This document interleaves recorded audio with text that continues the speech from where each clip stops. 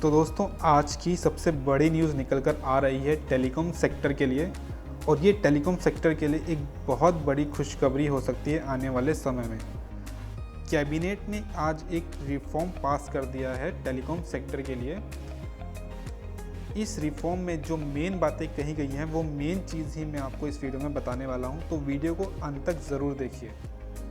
तो सबसे पहला पॉइंट आता है आपका AGR का, यानी कि एडजस्टेड ग्रॉस रेवेन्यू का। इस पॉइंट में इसकी डेफिनेशन को कम्प्लीटली चेंज कर दिया है। पहले जो AGR की डेफिनेशन थी उसमें टेलीकॉम कंपनीज द्वारा telecom sector plus non telecom service से हो रही कमाई भी ऐड होती थी, लेकिन अब जितने भी टेलीकॉम सर्विस प्रोवाइडर हैं वो जितने भी अपनी नॉन टेलीकॉम सेक्टर से कमाई करते हैं उसे इस AGR के दायरे से हटा दिया गया है। यानी कि अब उन्हें सिर्फ अपने टेलीकॉम सर्विस से हो रही कमाई पर ही AGR ड्यूज़ देने होंगे। तो ये एक बहुत अच्छी खबर है सभी टेलीकॉम सर्विस प्रोवाइडर के लिए, स्पेशली वोडाफोन आइडिया के लिए। दूसरा पॉइंट है 1 अक्टूबर 2021 से जितने भी पेनल्टी टेलीकॉम सर्विस प्रोवाइडर पे लगते थे पेमेंट डिले में, उन सभी पे कुछ एक्स्ट्रा इंटरेस्ट भी लगता था पेनल्टी के ऊपर।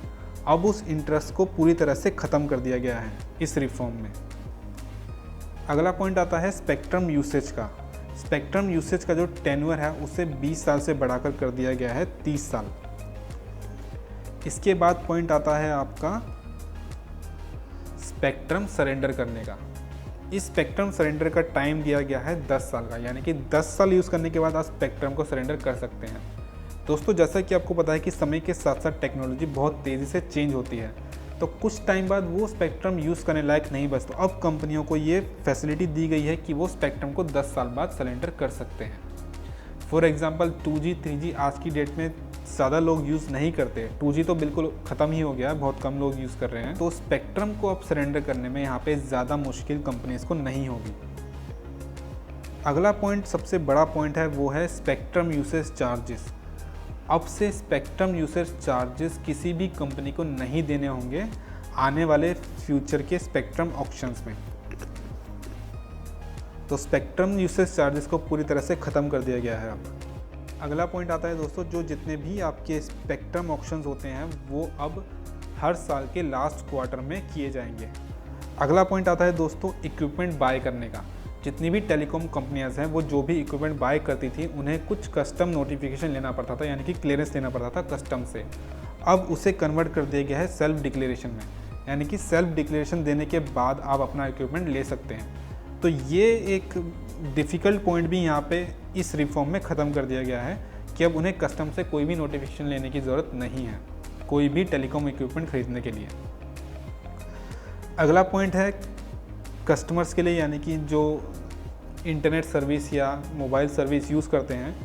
फॉर एग्जांपल पहले अगर आपके पास एक प्रीपेड सिम होता है, अगर आपको उसको पोस्टपेड में कन्वर्ट कराना है तो आपको दोबारा से अपने डॉक्यूमेंट सबमिट करवाने होते थे उस पर्टिकुलर टेलीकॉम सर्विस प्रोवाइडर के पास।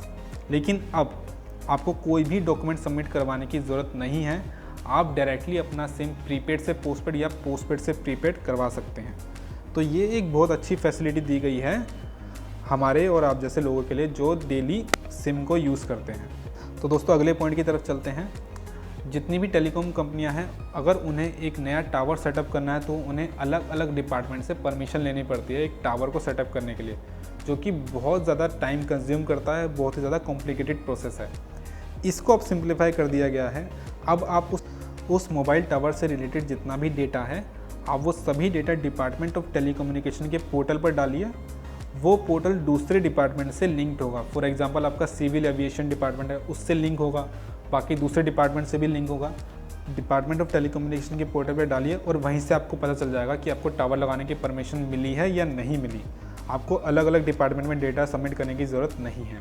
तो ये भी एक सहूलियत यहाँ पर दी गई है। दोस्तों ये सभी मेजर पॉइंट इस रिफॉर्म में किए गए हैं टेलीकॉम सर्विस प्रोवाइडर्स के लिए और टेलीकॉम सेक्टर को रिलीफ देने के लिए। एक चीज़ इसमें और कही गई है कि जो 4G और 5G टेक्नोलॉजी होगी वो पूरी तरह इंडियन बेस्ड होगी और BSNL, C.DOT, तेजस और टाटा इसमें सबसे बड़ी भूमिका निभा सकते हैं फ्यूचर में। तो दोस्तों अब देखना होगा कि ये रिफॉर्म टेलीकॉम सेक्टर को कितना ज़्यादा मदद पहुंचाता है आने वाले समय में। वीडियो को पूरा देखने के लिए आप सभी लोगों का धन्यवाद। अगर आपको वीडियो पसंद आता है तो प्लीज़ वीडियो को लाइक कीजिए और मेरे चैनल को सब्सक्राइब करना बिल्कुल भी मत भूलिएगा। मैं मिलूंगा आपसे अपनी अगली वीडियो में, तब तक अपना ध्यान रखिए। धन्यवाद।